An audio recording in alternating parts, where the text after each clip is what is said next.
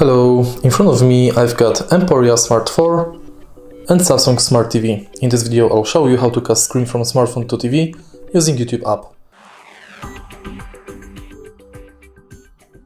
In the beginning, make sure that both devices are connected to same Wi-Fi and enter YouTube.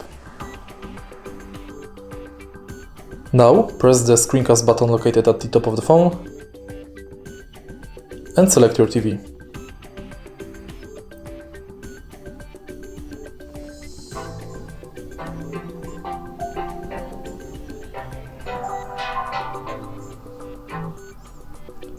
Now when devices are connected, you can play any music you'd like.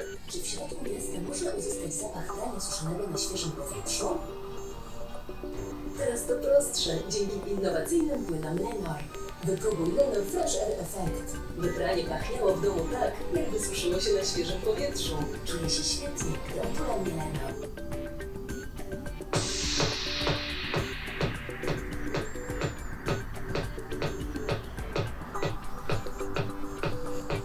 With this feeling.